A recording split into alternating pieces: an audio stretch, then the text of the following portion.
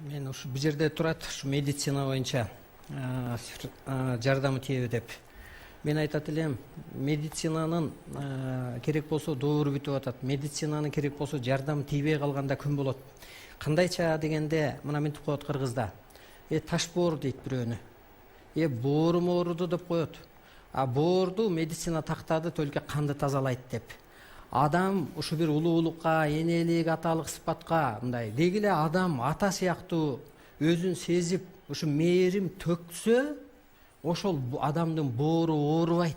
Адам жаралганда өзү медицина болгон эмес. Мисалга, бул илимде ушинтип берилет. Экинчи, өпкө. Биз медицинада мисалга өпкө канды тазалаучу гана орган катары да билебиз. Же дем алуучу. Өпкө адамдын ушу бир духун бийик алып жүрсө, көңүлүн көтөрүп жүрсө, өпкөнүн да ошо көмүскө мындай үлгү болуп берсе, эркек катары жүрсө, ушу басынбай, ошол кезде өпкө оору да токтойт. Демек техниканын дагы, медицинанын дагы бүгүнкү күндө күнү бүтүп атат десек да болот да. Бир кырларынан айтайын. Техниканы азыр адам чукулап атып, адамдын аң сезимин өчүрүп, бир робот сыпатка өткөрүп койчу дагы бир жаман кырлары бар.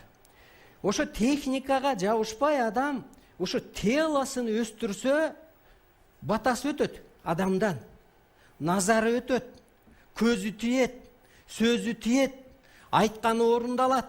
Ошондуктан бул ааламдык илимде медицинага дагы өзгөрүү, билим берүүгө да өзгөрүү,